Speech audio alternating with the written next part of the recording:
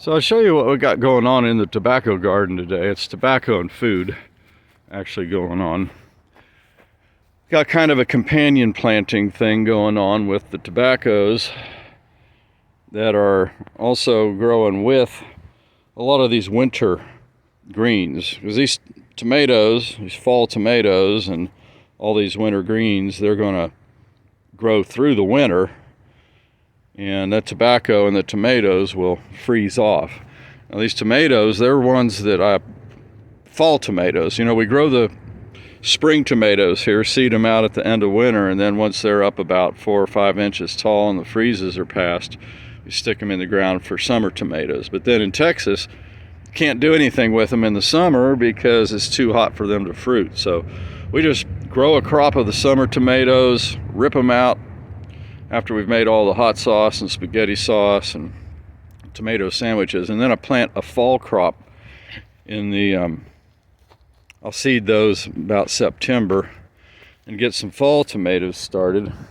We've got the purple Cherokee heirlooms coming up, fruiting out. I've already eaten a bunch of them. And then we got the little tiny cherries, and well, there's a Cherokee just about ready to go. Split. Well, that is ready. Soft. Split a little bit. But down here I just threw seed of all different kinds. Carrot, lettuces, different kinds of lettuces, beets, carrots, chard, not chard. Yeah, the soft Swiss chard. But anyhow, you know, so these things will be like, yesterday was Thanksgiving. And we'll be eating a lot of these things because we do our Thanksgiving on the Sunday after Thanksgiving. So I just plant all that, the winter greens down under these things that are going to freeze.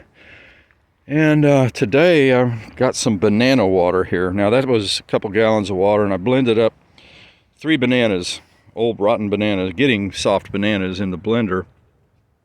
And that potassium, you know, is for these root crops and for blooms and fruit, and especially like the beets and the onions need a lot of root development. So the potassium and phosphorus in that banana water, I let it sit for 3 or 4 days, get fermented a little bit, and it'll get just sprinkled around all these beds for all these plants for there.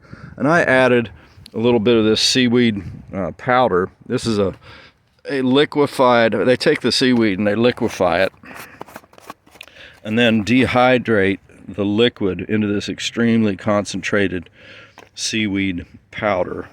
It's got gibberellins and auxins. Those are growth hormones, root stimulators, and growth hormones, plus all the micronutrients. I mean, a vast array of micronutrients for the plants. It makes insect resistance, drought resistance, freeze resistance, all kind.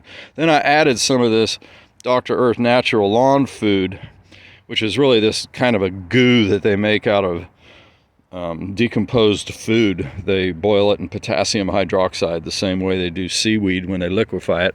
And they liquefy that food and then concentrate it down, maybe boil it down a little bit into a thick concentrate. So I put a few ounces of that in with the banana water. I put about a tablespoon of that seaweed dehydrate to make it a nice brown color.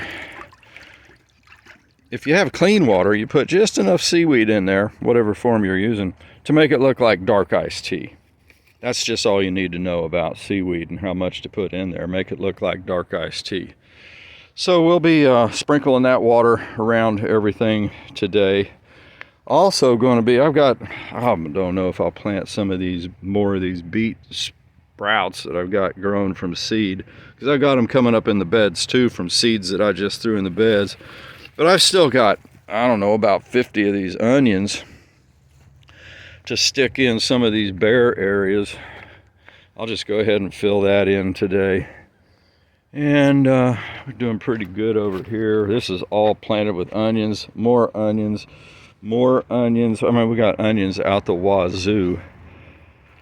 But so, you know, today I've been putting my tobacco away into its jars when they're getting dry enough in there. So I'll just be, you know, I'll be snapping off some more of these leaves just because I've got the space in there to do it. I like to always be curing out some of this tobacco. I never want it all to be coming up at the same time where I have to cure it all at once. altogether, because that's just a humongous task. So I kind of try to stay ahead of the ball. And I look for the leaves that are starting to get a tiny bit yellow. It actually makes kind of a milder smoke to get the ones that are getting a little bit of yellow in them now. They're not as rich, which I like it kind of a little mellow. Now those blooms, like this plant has already made its blooms. Plus it's got all those secondary things growing up off the stem. You can see that this plant grew up and I started raping it, you know, taking all of its leaves off, and it's like, hey, we need to grow new branches. So it grew a branch here, a branch there, a branch down there, and this is a branch too that actually has got some leaves that are, you know, getting big enough to harvest off of that secondary sprout. So this is where it's all coming from. A little food garden, food and tobacco. You know, food's food, and tobacco is money. And that nice little screen there, that keeps the squirrel and the deers out, and rabbits, whatever. It's just we like to eat what we grow.